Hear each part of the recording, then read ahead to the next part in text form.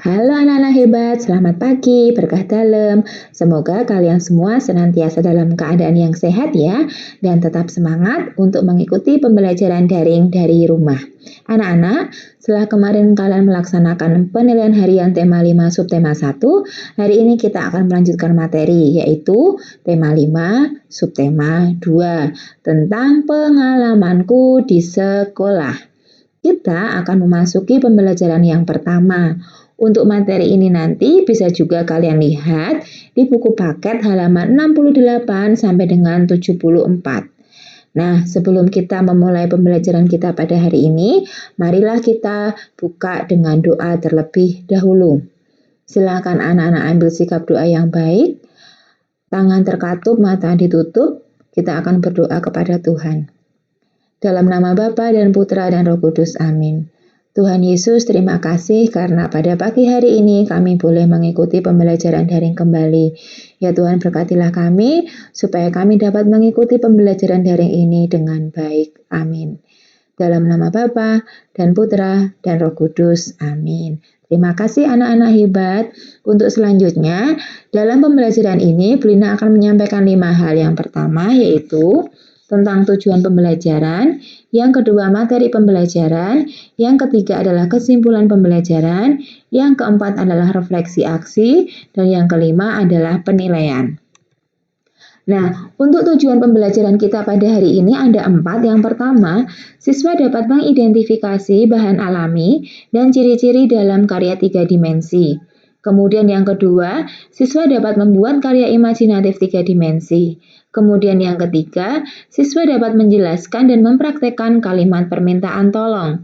Yang keempat, siswa dapat mengukur panjang benda dengan satuan baku.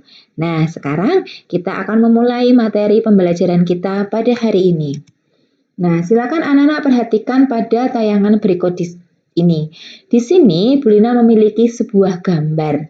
Coba gambar apakah ini? Siapa yang tahu? Ya, ini adalah gambar vas bunga. Ya, ini gambar vas bunga. Kalau anak-anak lihat, vas bunga ini dihias atau tidak? Iya, Bu, vas bunga ini dihias. Nah, sekarang perhatikan kembali. Vas bunga ini dihias menggunakan apa ya? Nah, ini dihias menggunakan biji-bijian, Bu Lina. Oke, pintar sekali. Nah, biji-bijian itu termasuk bahan alami atau bahan buatan? Biji-bijian itu termasuk bahan alami. Nah, biji-bijian apa saja yang bisa digunakan untuk menghias vas bunga ini? Tentunya ada banyak sekali. Salah satu contohnya misalkan menggunakan biji jagung, kacang merah, kacang hijau, kemudian biji bunga matahari, kemudian ada isi dari kacang panjang, kemudian isi dari kacang tanah. Itu juga bisa digunakan untuk menghias karya hiasan vas bunga.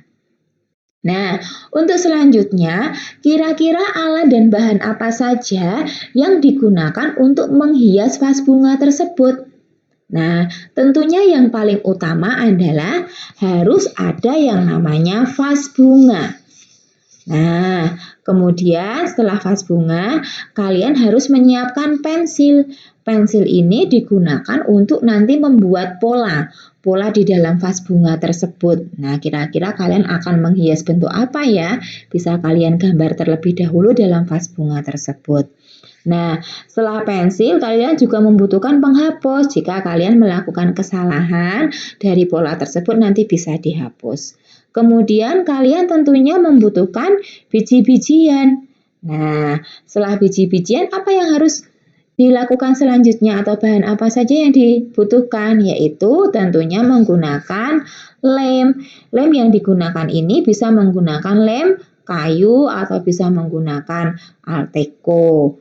Nah, kemudian bisa juga dengan membuat atau menggunakan kuas lem untuk membantu kalian dalam menempelkan biji-bijian tersebut. Jadi, Belina ulangi sekali lagi, alat dan bahan yang digunakan untuk membuat karya hiasan vas bunga itu yang pertama ada vas bunga, kemudian pensil, kemudian ada penghapus, kemudian ada biji-bijian, lem, dan kuas lem. Nah, ini adalah contoh pola-pola dalam membuat hiasan atau menghias vas bunga. Anak-anak tentunya tahu ya kalau vas bunga itu termasuk salah satu kerajinan dari tanah liat atau sering kita sebut dengan gerabah. Nah, nih ya, ini salah satu contoh bentuk pola-pola dalam menghias vas bunga. Ada 8 contoh. Nah, kalau kalian perhatikan menjadi lebih cantik ya vas bunga tersebut. Nah, untuk selanjutnya kita akan belajar tentang ciri-ciri hiasan vas bunga. Nah, ini adalah ciri-cirinya. Ini tentunya lebih menitik beratkan pada bahan alami yaitu biji-bijian karena kita belajar tentang hal ini. Ciri-cirinya apa saja? Yang pertama, menggunakan biji-bijian. Biji-bijiannya ini. Kemudian, hiasan vas bunga mengikuti pola pada vas. Nah, jadi nanti kalian bisa menggambar dalam vas bunga ini, membuat pola. Kalian ingin membuat pola seperti apa? Digambar dulu, dipola dulu. Kemudian, yang ketiga, hiasan ditempel menggunakan lem. Jadi, biji-bijian ini direkatkan dengan menggunakan lem. Kemudian, yang keempat, jenis biji-bijian yang digunakan bisa bervariasi. Jadi, tidak melulu menggunakan satu jenis biji-bijian, bisa beragam di situ dengan warna yang berbeda-beda.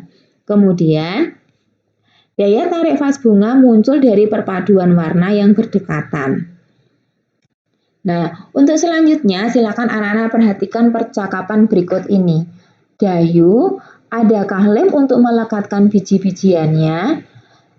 Itu ada Beni, ada di depan Udin. Kemudian, Udin, tolong ambilkan lem dan biji-bijian yang berwarna merah ya. Baiklah Beni. Nah, Belina ulangi sekali lagi. Dayu, adakah lem untuk melekatkan biji-bijiannya? Itu ada Beni, ada di depan Udin.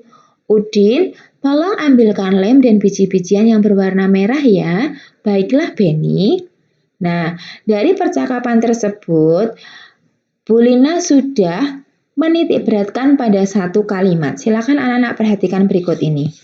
Ada kalimat, Udin, tolong ambilkan lem dan biji-bijian yang berwarna merah ya. Sekali lagi, Udin, tolong ambilkan lem dan biji-bijian yang berwarna merah ya. Nah, kalau anak-anak perhatikan, kalimat ini merupakan contoh kalimat permintaan tolong. Nah, ini merupakan contoh kalimat permintaan tolong. Kalimat permintaan tolong itu dilakukan ketika kita meminta bantuan kepada orang lain. Jadi, kalimat permintaan tolong itu kita ucapkan atau kita lakukan ketika kita meminta bantuan orang lain. Nah, sekarang kita akan belajar menemukan makna dari kalimat permintaan tolong ini. Coba perhatikan sekali lagi anak-anak. Udin, tolong ambilkan lem dan biji-bijian yang berwarna merah ya. Bagaimana maknanya? Maknanya adalah, tadi yang meminta tolong siapa? Yang meminta tolong adalah Beni. Beni meminta tolong kepada siapa? Kepada Udin. Untuk apa? Untuk mengambilkan lem dan biji-bijian yang berwarna merah. Jadi, makna dari kalimat permintaan tolong ini adalah Beni meminta tolong pada Udin untuk mengambilkan lem dan biji-bijian yang berwarna merah. Nah, kalau anak-anak perhatikan tadi, kalimat permintaan tolong itu ditandai dengan kata apa? Ditandai dengan kata tolong. Nah, kalimat permintaan tolong itu sebaiknya diucapkan dengan bahasa dan sikap yang santun pula. Seperti kalimat ungkapan permintaan maaf. Kemudian ketika kalian menuliskan, itu harus diakhiri dengan tanda baca yaitu tanda seru atau sering kalian sebut tanda pentung. Nah, ketika kalian meminta tolong kepada orang lain, sebaiknya setelah kalian dibantu harus mengucapkan terima kasih. Tuh, jadi kalimat permintaan tolong itu ditandai dengan kata tolong, diucapkan dengan bahasa dan sikap yang santun, kemudian diakhiri dengan tanda seru atau tanda pentung. Nah, sekarang perhatikan kembali contoh berikut ini. Di sini Brina mempunyai kalimat permintaan tolong. Edi, tolong ambilkan tempat sampah itu, kata ibu. Nah, kalau kalian perhatikan ini diakhiri dengan tanda seru ya. Kemudian makna dari kalimat permintaan tolong itu apa? Maknanya adalah ibu meminta tolong kepada Edi untuk mengambilkan tempat sampah. Nah, contoh yang kedua. Rani berkata, Adi, tolong matikan lampu itu. Perhatikan diakhiri dengan tanda seru. Kemudian, apa maknanya? Maknanya adalah Rani meminta tolong kepada Adi untuk mematikan lampu. Nah, sudah paham ya anak-anak dengan kalimat permintaan tolong ini? Harapan Brina kalian sudah paham. Untuk selanjutnya, kita akan mengulang kembali pembelajaran pada subtema yang pertama, yaitu tentang sentimeter dan meter. Masih ingat ya? Oke, kita akan ingat-ingat. 1 meter itu sama dengan berapa? 1 meter itu sama dengan 100 cm. Nah, 100 cm itu sama dengan berapa? Dibalik, berarti 100 cm itu sama dengan 1 meter. Nah, sekarang kita akan belajar bagaimana menghitungnya. Masih ingat dengan pembelajaran yang ini di subtema 1? 1 meter itu sama dengan 100 cm. Kemudian kalau ada pertanyaan, 3 meter itu sama dengan berapa sentimeter? Caranya bagaimana? Caranya adalah 3 dikali 100 cm.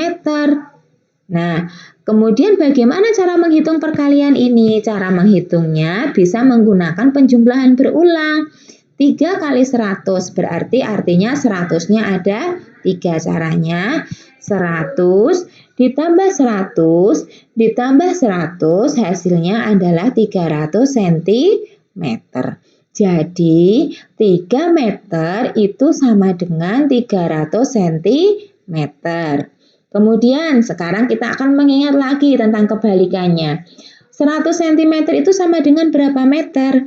100 cm itu sama dengan 1 meter. Nah, sekarang kalau ada soal 300 cm itu sama dengan berapa meter? Berarti 300 dibagi 100. Nah, kalian bisa juga menggunakan pengurangan berulang. Kalau menggunakan pengurangan berulang itu agak panjang ya.